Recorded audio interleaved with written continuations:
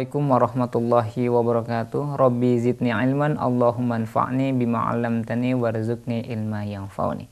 Dipancarkan dari Jalan Masjid Silaturahim nomor 36 Kalimanggis, Ciber, Bekasi. Inilah Radio Silaturahim dan Rasil TV untuk Islam yang satu. Ikhwan dan akhwat, tausiah pagi bersama Ustadz Ahmad Jajuli akan mengisi ruang dengar Anda. Dan ikhwan dan akhwat, alhamdulillah Ustadz sudah berada di tengah-tengah kita. Kita sapa saja. Assalamualaikum warahmatullahi wabarakatuh, Ustadz. Waalaikumsalam warahmatullahi wabarakatuh. Bagaimana kabar di pagi hari ini, Ustadz? Alhamdulillah sehat. Alhamdulillah. Ya. Baik, ikhwan dan akhwat, pendengar Radio Silaturahim dan pemirsa Rasil TV dimanapun Anda berada, mari kita simak saja pemaparan yang akan disampaikan oleh Ustadz Ahmad Jajuli dalam kitab Mukhtasar Ihya Ulumuddin dengan tema ilmu. Tafadhol, Ustadz. Assalamualaikum warahmatullahi wabarakatuh.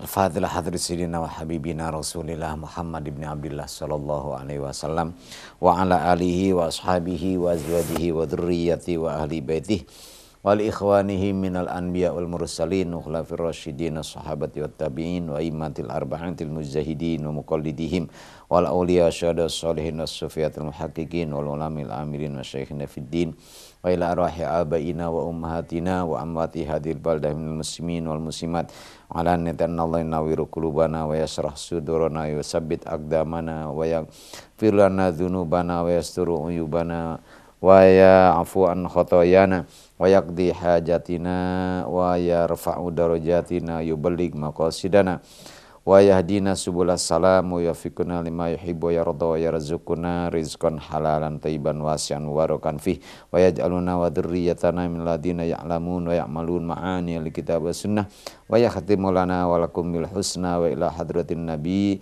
Muhammadin sallallahu alaihi wasallam. Al-Fatihah. A'udzu billahi minasyaitonir rajim. Bismillahirrahmanirrahim. Alhamdulillahi rabbil alamin arrahmanir rahim maliki yaumiddin. Iyyaka na'budu wa iyyaka nasta'in. Ihdinas siratal mustaqim. Siratal ladzina an'amta 'alaihim ghairil maghdubi 'alaihim waladdallin. Amin. Bismillahirrahmanirrahim. Alhamdulillahi rabbil alamin wassalatu wassalamu ala asyrafil mursalin Sayyidina wa maulana Muhammadin wa ala alihi wa sahbihi ajmain, amma ba'd. Para pendengar Radio Silaturahim dan pemirsa Rasil TV yang dirahmati Allah, alhamdulillah kembali kita panjatkan puji serta syukur kehadirat Allah Subhanahu wa taala yang senantiasa melimpah curahkan nikmat karunia-Nya kepada kita, terutama nikmat iman dan Islam, nikmat sehat walafiat, nikmat panjang usia dalam taat, termasuk nikmat dipertemukannya kita di pagi yang cerah ini dalam rangka menjalankan salah satu perintah Allah yang diwajibkan atas kita semua, yaitu menuntut ilmu, yang insya Allah pada pagi ini kita akan melanjutkan kaji kita pada pertemuan yang lalu di dalam bab ilmi, ya, babul ilim. Mudah-mudahan apa yang kita pelajari, kita kaji pagi ini, Allah jadikan sebagai ilmu yang bermanfaat buat kita baik di dunia maupun di akhirat nanti, amin ya rabbal alamin. Salawat dan salam semoga selalu tercurah atas Nabi kita Muhammad sallallahu alaihi wasallam beserta keluarganya, para sahabatnya, para pengikut dan pengamal sunnahnya. Para pemirsa Rasil TV dan juga pendengar Radio Silaturahim yang dirahmati Allah. Pada pertemuan yang lalu saya sudah sampaikan mengenai dalil-dalil Al-Qur'an, ya, yang menerangkan tentang keutamaan ilmu, dengan sendirinya juga adalah keutamaan atau kedudukan orang yang berilmu di sisi Allah Subhanahu wa taala, sampai namanya disebut oleh Allah beriringan dengan penyebutan nama Allah sendiri dan malaikat, baru kemudian orang yang beriman, seperti yang disebutkan atau dicantumkan di dalam surat Ali Imran ayat 18. Kemudian di dalam surat Fatir ayat 35 saya sudah juga disampaikan bahwa Allah di sana berfirman, innama yakhsyallaha min ibadihil ulama, bahwasanya hanya ulama lah yang takut kepada Allah Subhanahu wa taala, ya. Dan ayat inilah yang dijadikan landasan atau rujukan sebagai metode dalam mengajar oleh para wali songo. Ya, Sunan Ampel, Sunan Bonang ini melihat dari sini bahwa di dalam ayat ini Allah mendahulukan kata yakhsha atau khosyah, yakni takut, ya. Kemudian baru ulamanya di belakangan, alimnya. Jadi di sini para wali songo itu dulu berdasarkan ayat ini dalam mendidik itu bukan bagaimana supaya santri-santrinya itu pintar, ya, bukan itu, tapi bagaimana santri-santri itu suruh benar dulu, pinternya belakangan. Jadi yang dibentuk oleh beliau ini adalah mentalnya dulu. Ya sebenarnya sama ya dengan lagu Indonesia, bangunlah jiwanya, ya baru bangun badan. Jadi itu yang didahulukan oleh Sunan Bonang itu. Demikian juga oleh ayahanda beliau yakni Sunan Ampel, membentuk bagaimana santri-santri ini menjadi santri yang akhlaknya baik atau menjadi orang yang benar. Bukan menjadi orang yang pinter. Karena orang kalau sudah benar, diajak pinternya gampang. Tapi kalau orang sudah pinter, diajak benernya susah. Ya, itulah Al-Quran. Dan Rasulullah Shallallahu Alaihi Wasallam juga, beliau ini diutus bukan untuk bikin orang pinter. Lebih utama adalah innama bu'istu liutammima makarimal akhlak. Jadi diutusnya Nabi itu untuk menyempurnakan akhlak yang baik, akhlakul karimah. Ya, jadi para nabi semua itu sudah mengajarkan akhlakul karimah, tapi belum sempurna. Maka Nabi Muhammad Sallallahu Alaihi Wasallam itulah yang menyempurnakan akhlakul karimah. Jadi ini yang diajarkan. Makanya bagaimana para sahabat yang dulu, sahabat Umar yang pegulat kan, sahabat Umar itu mantan pegulat. Mungkin kalau sekarang kayak petinju atau sumo atau apa di Jepang, pegulat dia ini dulunya ya. Nah, tapi yang kasarnya luar biasa, tapi berkat ajaran yang diajarkan oleh Rasulullah, beliau itu menjadi orang yang sangat cengeng. Gampang menangis sahabat Umar. Semarah apapun beliau, ya, kalau ada orang membacakan Al-Quran, pasti dia lemas. Ya, dia hilang amarahnya. Itulah luar biasa. Karena akhlaknya dulu yang ditempa oleh Nabi Shallallahu Alaihi Wasallam. Dan kalau kita perhatikan juga Nabi Shallallahu Alaihi Wasallam 13 tahun beliau selama di Mekah itu kan nggak mengajarkan yang lain. Hanya memperkenalkan kepada kaum muslimin, para sahabat, siapa Allah. Ya, siapa Allah. Nah, itu akidah. Makanya itu yang ditempa terus akidah. Nah, ketika orang sudah kenal betul kepada Allah, baru pada tahun ke-11 kenabian ada perintah sholat. Sehingga ketika mereka sujud itu kaum muslimin, yang disujudinya adalah ya Allah Subhanahu wa Ta'ala. Karena mereka udah kenal Allah, bukan Allah menurut persepsi mereka, bukan Allah menurut pemahamannya para sahabat, tapi memang Allah yang benar-benar mereka kenal berdasarkan petunjuk dari atau bimbingan dari Nabi Muhammad Shallallahu Alaihi Wasallam. Ya, jadi innama yakhsha, takut dulu baru kemudian ulama. Nah, ini di kita ini dulu sebenarnya begitu juga pendidikan, ya. Sebab dulu itu ada di SD maupun SMP, SMA itu pelajaran budi pekerti. pelajaran akhlak namanya ya. Sehingga anak-anak dulu itu kepada guru ya, saya ingat lagi SD dulu, lagi kecil, itu kalau guru lewat tuh kita ngumpet. Karena guru itu ada wibawanya ya. Dan kita ini takut. Sebenarnya bukan takut digebugin ya, bukan. Ya, itu dalam bahasa Arab disebutnya nanti ada haibah namanya ya. Ada wibawa dalam diri orang itu. Segen gitu. Nah, tapi belakangan kemudian ke sini pelajaran budi pekerti atau akhlak hilang semua. Bahkan pelajaran agama juga di kita seminggu cuma berapa? Ini cuma 1 kali, itu pun apa namanya waktunya ya Allah. Iya ya. Ya jadi wajar kalau anak kemudian akhlaknya kurang baik. Kemudian apalagi agamanya juga kosong ya. Karena kita ini mengejar bagaimana membentuk generasi-generasi yang cerdas, generasi-generasi yang pinter, bukan bener. Yang tadi saya katakan orang kalau sudah pinter diajak benernya susah. Iya, beda kalau sudah. Nah, namun ya alhamdulillah gitu ya. Masih ada waktu kemudian para asatid, para kiai, para ustadz pada bikin madrasah, ya kan? Seperti MDT, MDT ada MD Madrasah Diniyahnya, TPQ, TPA-nya dibentuk pesantren ya. Di Jakarta juga banyak sekarang. Ya alhamdulillah.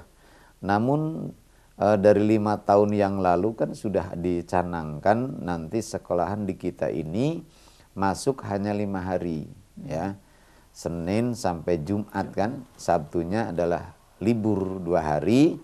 Namun waktunya kemudian sebenarnya bukan, iya, jadi diperpanjang. Jadi kayak enggak libur, cuma waktunya diperpanjang. Nah, karena waktunya diperpanjang, ya mau tidak mau akhirnya madrasah-madrasah yang mengajarkan akhlak, yang mengajarkan budi pekerti agama ini mungkin akan akan banyak yang gulung tikar. Kalau nggak gulung tikar harus bergeser ke nantinya ke maghrib. Jadi tanpa disadari oleh pemerintah ya, bahwa dengan menambahkan waktu belajar buat sekolah umum ini bisa menghilangkan pendidikan agama. Ya, bisa menghilangkan pendidikan agama. Itu dampaknya lumayan ya. Makanya sekarang ini barangkali solusinya ya nggak anak tuh harusnya di pesantren. Ada pendidikan umumnya, ada juga dinnya ya. Cuma ada semacam bukan upaya sebenarnya, semacam citra pesantren itu sebagiannya sudah ternoda. Ya, citranya itu sudah ternoda. Karena adanya pesantren-pesantren yang dianggap di situ sebagai sarang teroris ya.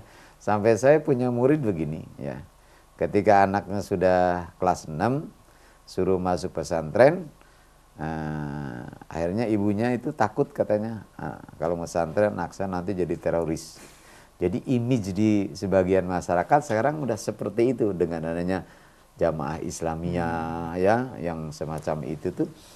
Jadi orang kayaknya udah ngeri.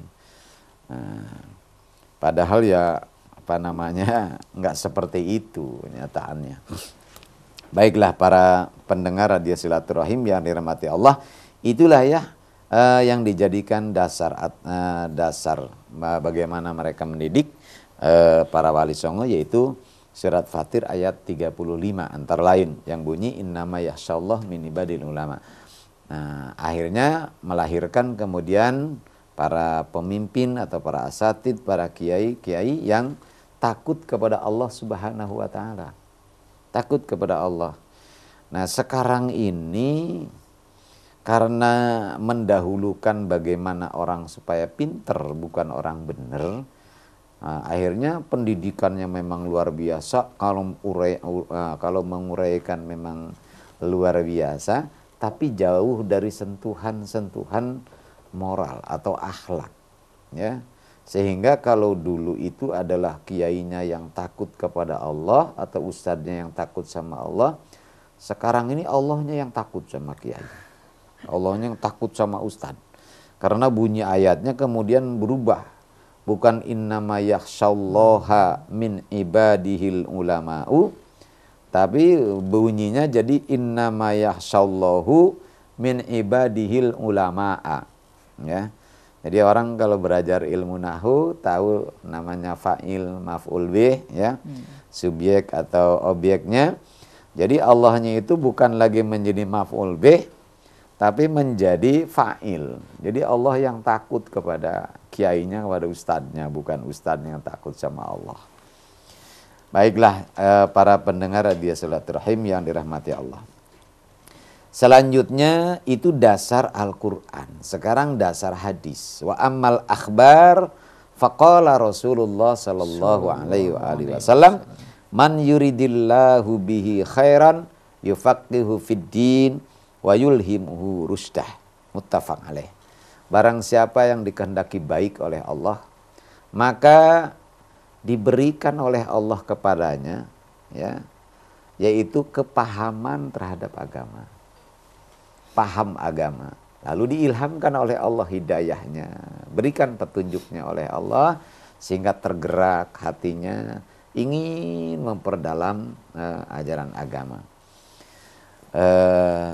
Jadi kalau kayak antum ini kok seneng ngaji gitu kan, seneng belajar, mendengarkan begini, kalau saya ngelihat penghasilan barangkali nggak seberapa, ini dirasil misalkan gitu ya. Tapi saya pingin ngaji sama para narasumber. Nah ini itu merupakan sebuah petunjuk sebenarnya ya, bahwa Allah menghendaki baik pada antum, gitu, menghendaki baik. Karena dengan banyak belajar dari para narasumber, ya luar biasa. Makanya kalau ente itu lebih pinter dari saya, dari Ustaz Sanusi, wajar. Iya, ente gurunya kan banyak. Nah, Ustaz Sanusi, Ustaz Abul Hidayat, ya, kemudian Habib Hussein. Wah, ilmunya diserap semuanya. Ya, saya cuma punya 1 jurus, mungkin kamu punya 30 jurus nantinya ya. Makanya kru ini sebenarnya kayak ente ilmunya lebih banyak dari narasumber sendiri. Apalagi yang kawakan kayak Bang itu Krishna. Wah, udah jadi ulama beliau kan.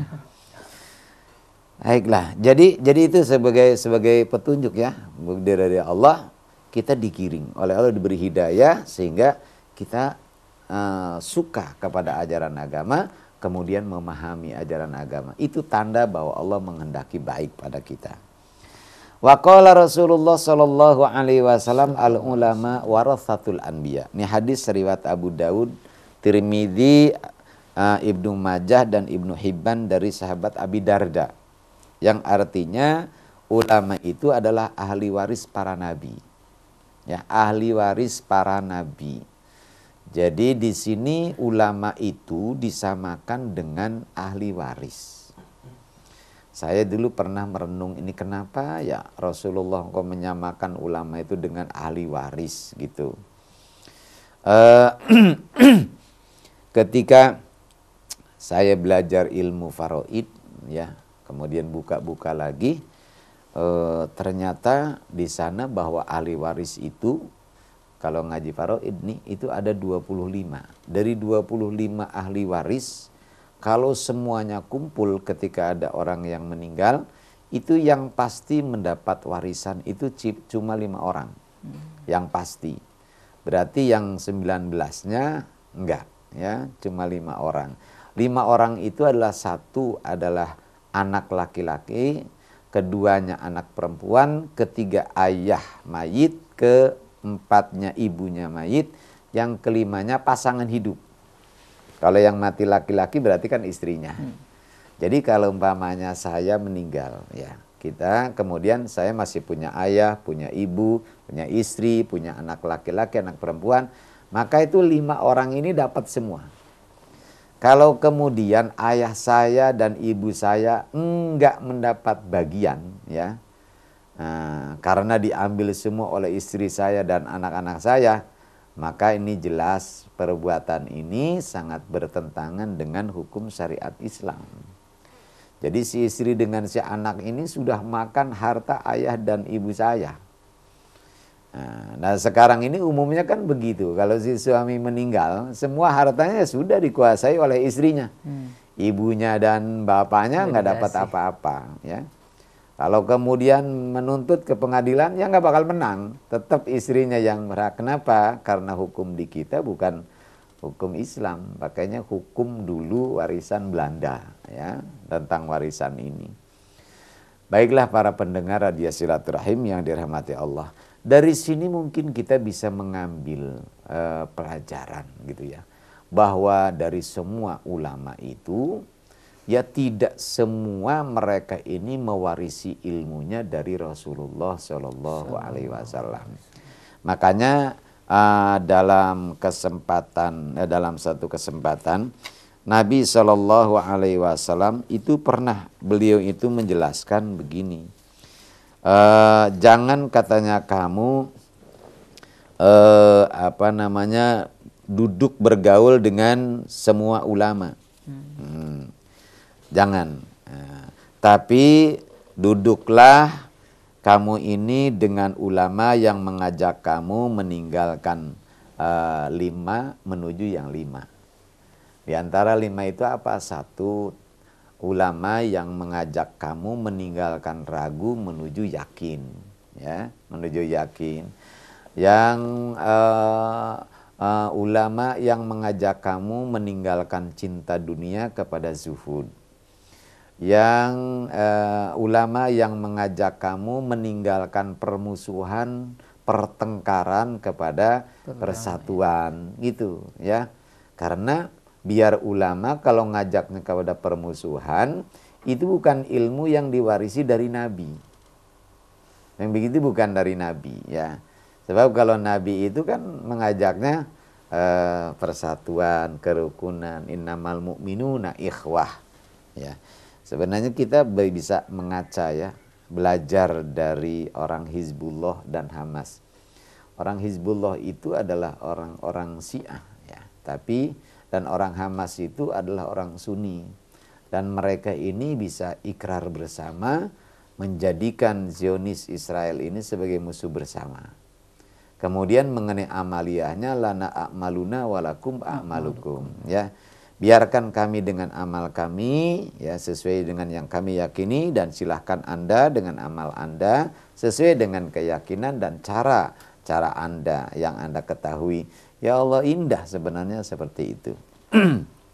Ini perlu kita pelajari dari situ. Jadi al ulama warasatul anbiya, maka punya makna antara lain seperti itu.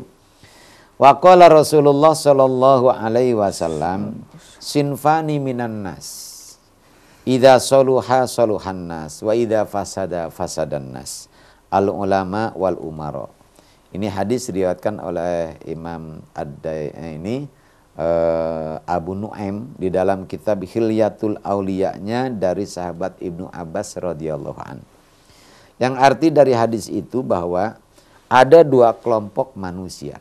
Nah ini kelompok berarti misah, namanya 2 kelompok, ya. Ada 2 kelompok manusia, kata Rasulullah, idza soluha, kalau duanya ini soleh, kalau duanya ini akur, ya, kerjasama dengan baik, ya, bekerja sama dan sama-sama kerja, itu dua-duanya baik, soluhan nas, semua manusia akan baik. Tapi kalau 2 kelompok manusia ini rusak, ya, jangankan dua-duanya, 1 aja rusak, maka fasadan nas, semua manusia akan rusak. Al ulama wal umaro, itulah ulama dan umaro. Jadi bagaimana negara bangsa kita ini, Indonesia ini, apakah termasuk negara yang subur, makmur, gemah ripah, loh, jinawi, toto tentrem, kertora harjo misalnya, apa seperti itu atau tidak, itu ada yang menentukan 2 orang ini.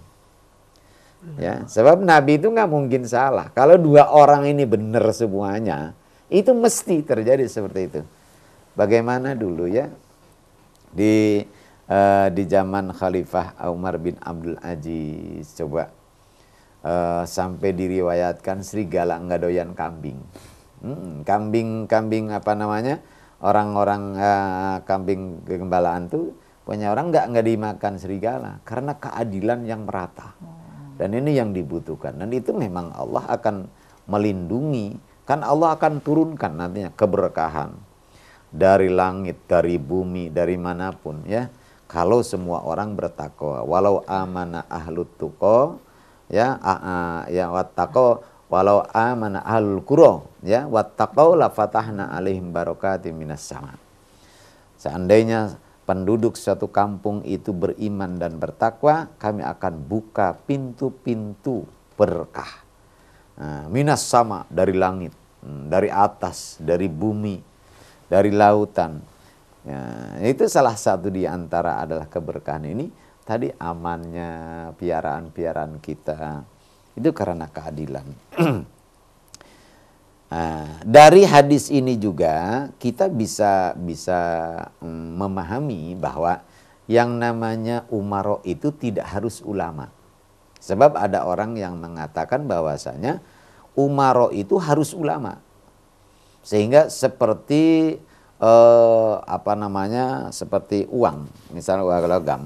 Ya, itu ada dua sisi mata yasim. Nah, satu sisi ini adalah ulamanya, yang sebelahnya adalah umaronya, nggak bisa dipisahkan. Contohnya adalah Nabi, beliau adalah seorang ulama, juga beliau umaro. Sahabat Abu Bakar, Umar, Utsman, Ali, ya seperti itu, begitu seterusnya. Nah, kita tidak pungkiri bahwasanya memang ya, tapi itu bukan berarti harus umaro itu ulama atau ulama itu umaro, ya. Walaupun idealnya memang seperti itu. Idealnya, sebab Nabi di sini mengatakan sinfani. Yang pentingnya ini dua orang ini soluha gitu. Itu. Jadi tadi bekerja sama dan sama-sama kerja, akur keduanya, tahu tugas masing-masing dan menjalankannya dengan baik dan benar, ya sudah cukup. Ini dari kata sinfani minan nas. Idza salaha salahan nas wa idza fasada fasadan nas al ulama wal umara. Wa qala Rasulullah sallallahu alaihi wasallam yasfa'u yaumal qiyamati salasah. Di hari kiamat itu ada 3 golongan manusia. 3 golongan. Ya, 3 golongan manusia yang akan memberikan syafaat. Yang pertama al-anbiya, para nabi. Yang keduanya ulama, yang ketiganya syuhada. Bahkan ulama besar yaitu Hasan al-Basri mengatakan, kata beliau, perbanyaklah oleh kamu teman, karena teman itu nanti saling menolong.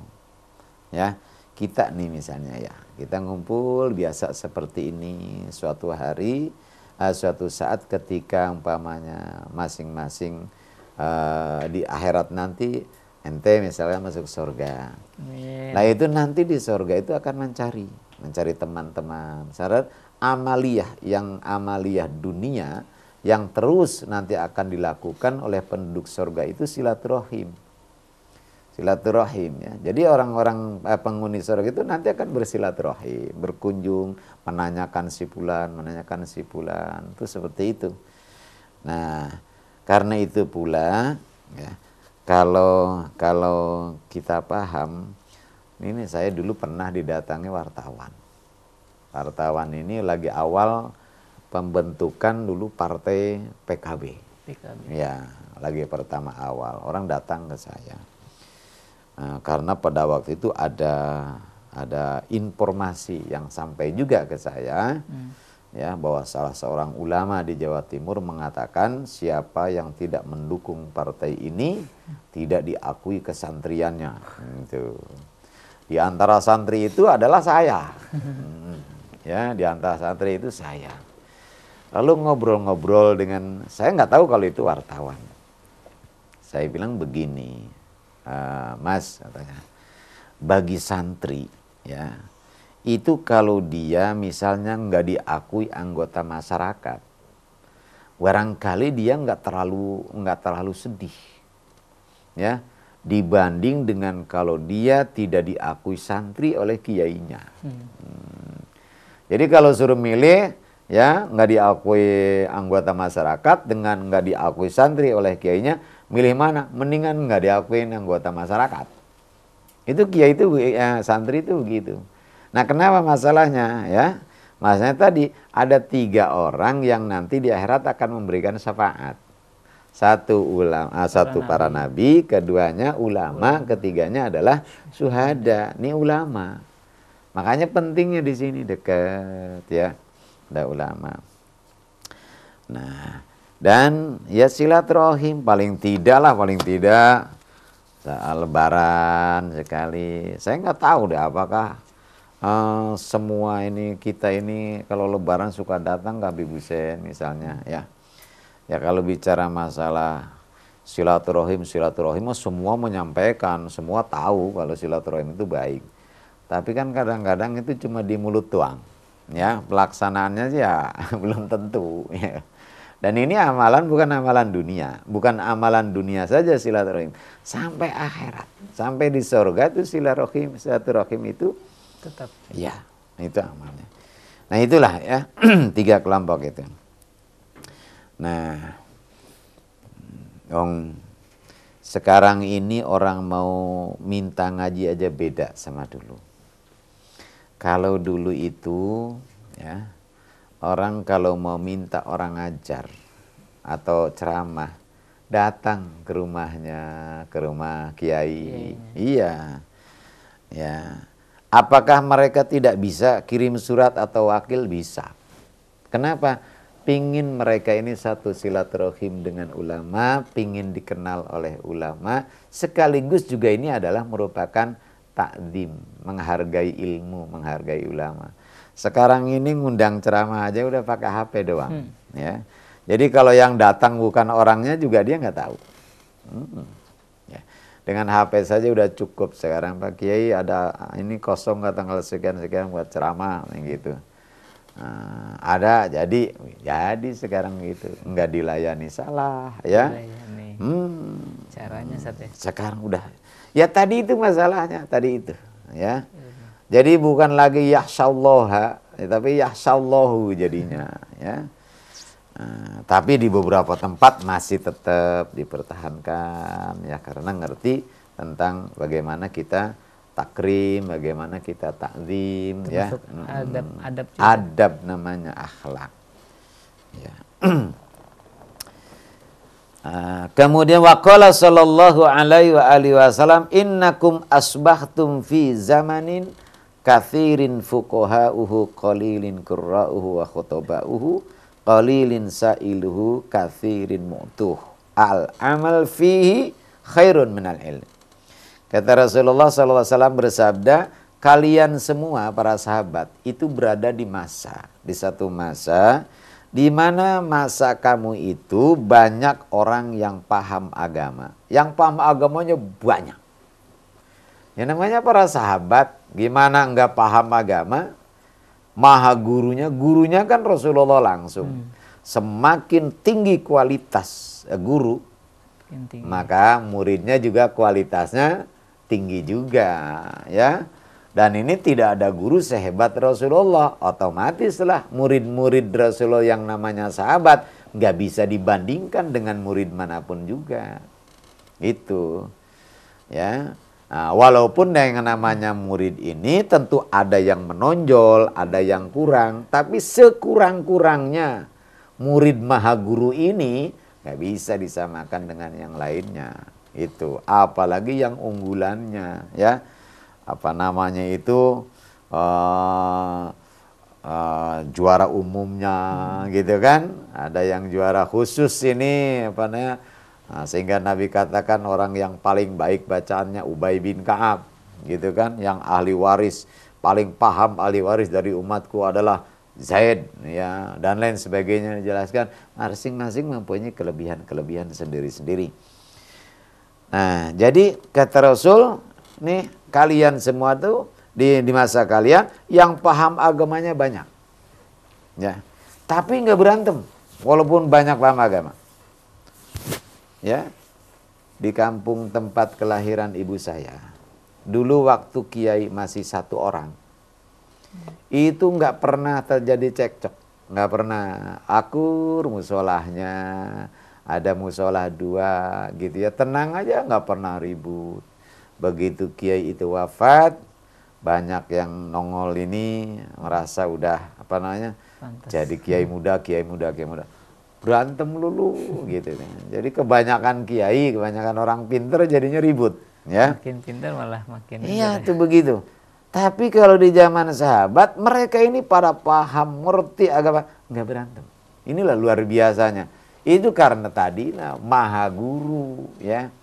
Makanya saya heran sekali bagaimana orang yang dididik oleh seorang guru yang luar biasa ini kemudian jadi kufur, gitu kan?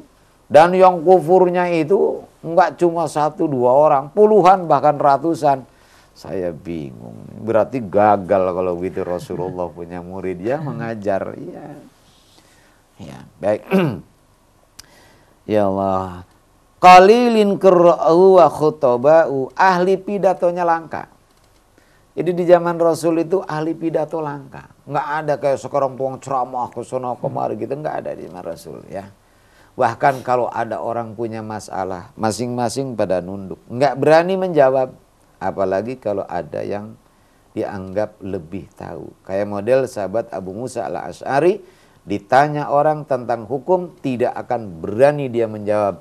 Kalau di situ ada sahabat Ibnu Mas'ud radhiyallahu an. Padahal lebih muda sahabat Ibnu Mas'ud itu, ya. Tapi karena muda, walaupun muda orangnya, ilmunya jauh lebih tua. Itu Abu Musa al-Asy'ari sangat menghormati, ya. Sangat menghormati. Sehingga beliau katakan, ya jangan kamu tanya kepada aku kalau di depan kamu ada tinta. Itu ada ulama yang ilmunya manfaatnya kayak tinta gitu, luar biasa. Jadi ahli pidatonya jarang. Ya, ahli pidatonya langka dulu itu.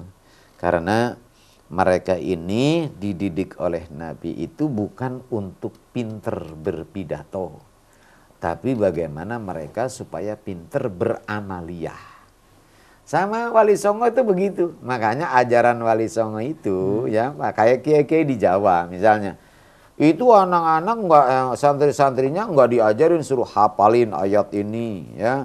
Hadis ini dihafalkan sekian hanya tidak, tapi bagaimana hadis-hadis dan ayat-ayat ini mampu diaplikasikan dalam kehidupan dalam kehidupan, dalam perilaku, diejawantahkan gitu.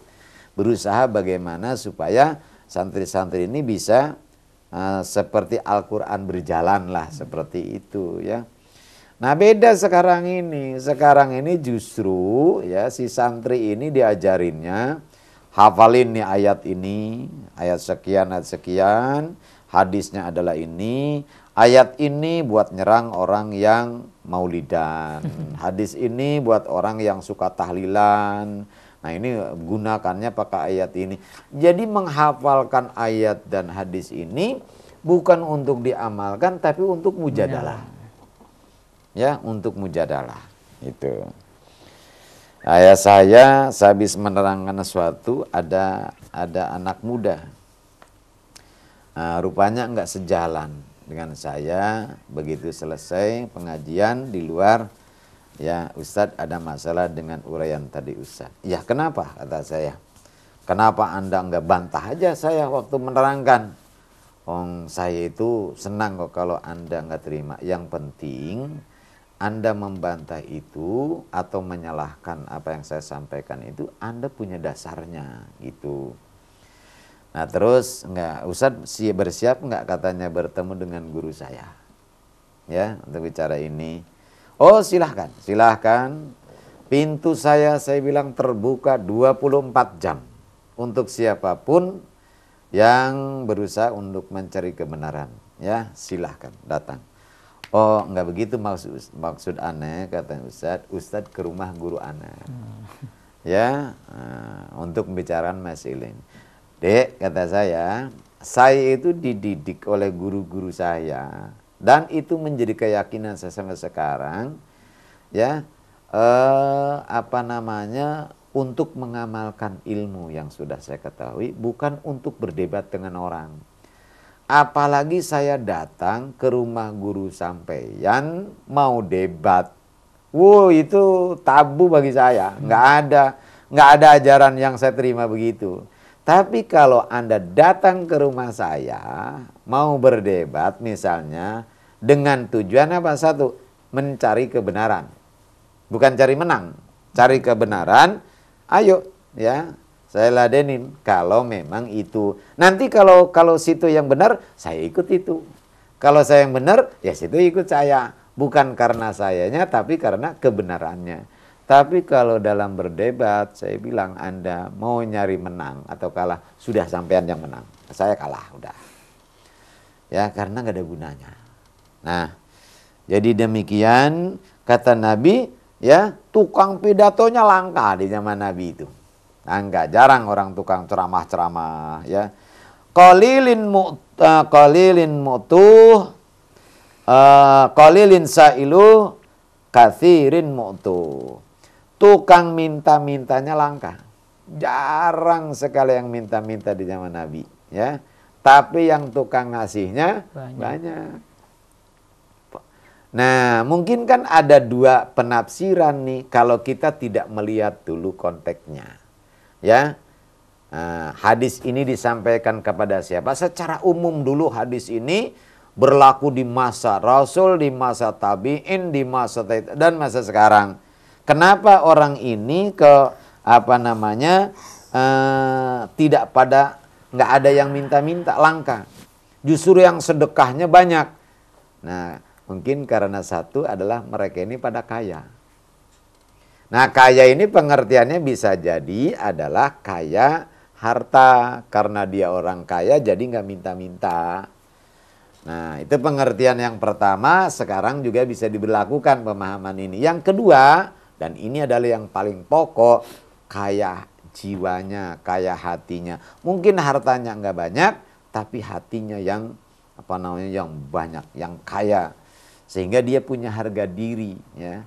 Sebagai seorang muslim malu harus menadahkan tangan, apalagi minta-mintanya kepada non-Islam lagi.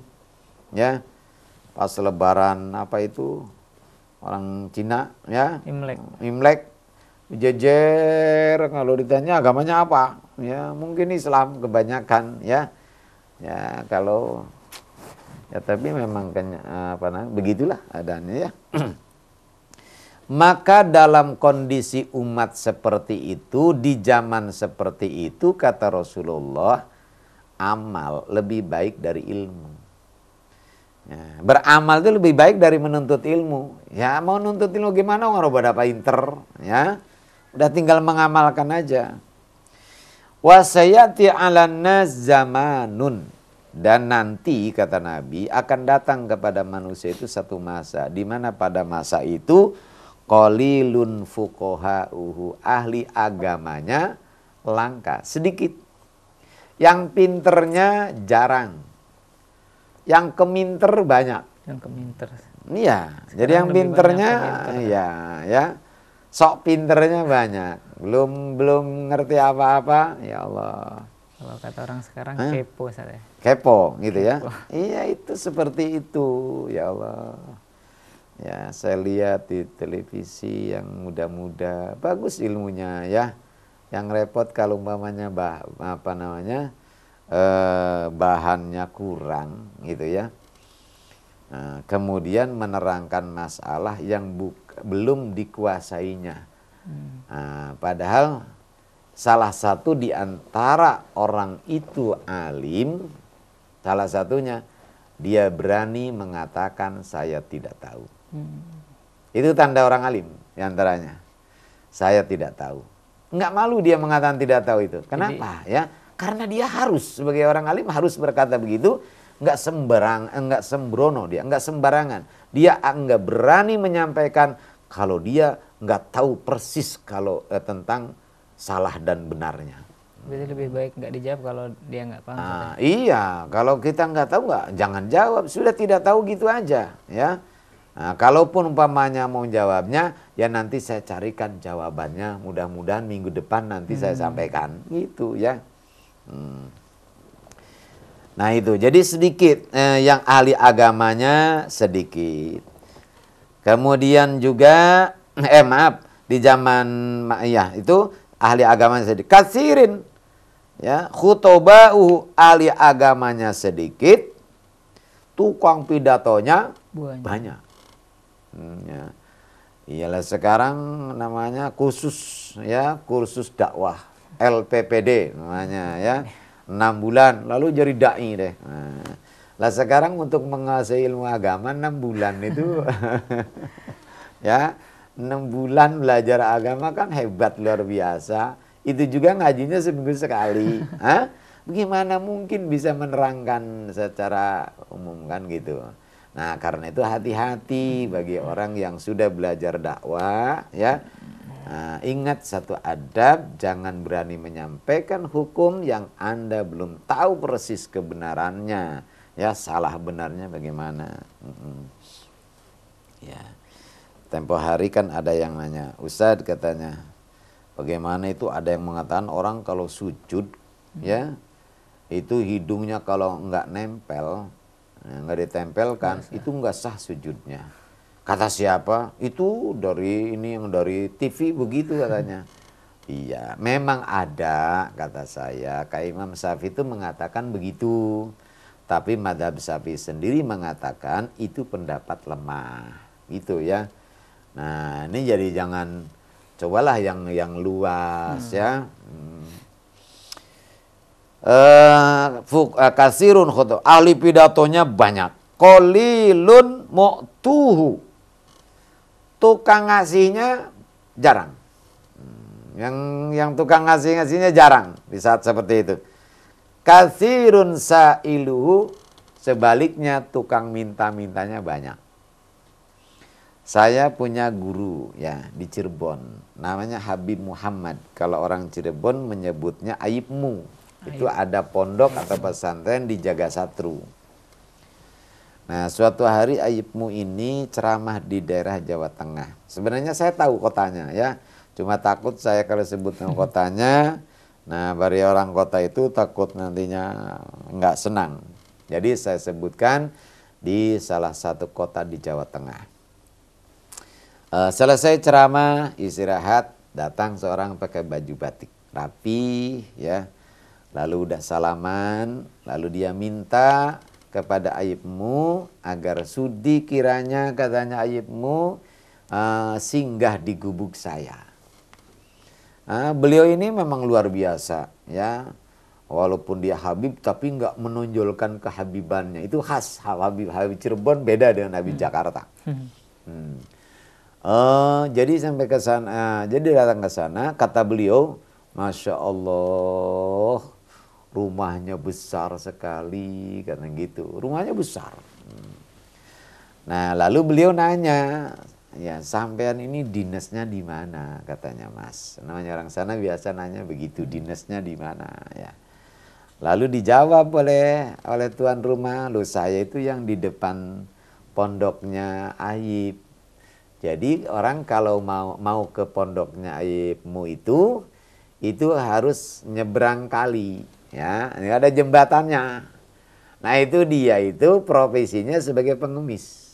Di situ di jembatan itu, ya pasang topi pakai itu ya. Oh, enggak nyangka wong pengemis rumahnya, Masya Allah, kata Habib Muhammad. Lalu beliau bertanya lagi, ya. Penghasilannya sehari berapa, tanya Mas. Ya tergantung katanya Yip, ya kadang-kadang ya besar, kadang kecil, tergantung rame atau sepi. Nah udah sekarang kalau lagi sepinya, sepi lah paling sepi, itu dapat berapa? Ya paling bangsa 40 ribuan gitu kalau lagi sepi. Lah kalau lagi rame, katanya bisa 140 bib, gitu ya, 140, 130, Masya Allah. Jadi kalau umpamanya sebulan 130 aja kalau sebulan udah berapa. Kemudian dia bilang begini, dan lapak saya itu Bib sudah ada yang bayarin, ada yang nawar. Jadi saya suruh pindah, nah itu lapak saya itu dibayar 1 juta. Nah, lah yang bayarnya siapa? Yang bayarnya pengemis. Jadi pengemis lagi yang bayar. Coba. Jadi pengemis sekarang udah punya lapak, ya bayar tuh gitu. Jadi ngemis jadi profesi ini. Ya, enggak heran lah, yang begitu tuh enggak heran, jangan diketawain ya. Nggak, jangan diketawain. So ada juga pengemis ya yang lain yang perlu diketawain. Ente punya proyek ya, proyek ente tidak akan jalan, tidak akan jadi kalau nggak ada tanda tangan saya. Datang ke saya gimana? Oke, saya tanda tangani ya, tapi berapa persen saya dapat? Nah itu pengemis juga. Nah itu boleh tertawakan begitu. Ya. Calo saja. Ya, insyaallah. Nah, kalau kondisi umat sudah seperti itu, kata Nabi, al ilmu fihi khairun minal amal. Belajar lebih baik dari beramal. Lah karena amal juga nantinya amal nggak didasari ilmu, ya ngawur tok nantinya. Maka pelajari, belajar. Makanya himbauan dari Nabi, dari Allah, bagaimana supaya kita belajar. Ya Allah, para ulama, para nabi itu nggak ada yang mengeluh. Apalagi nyangkut masalah makan, lapar, nggak ada ceritanya.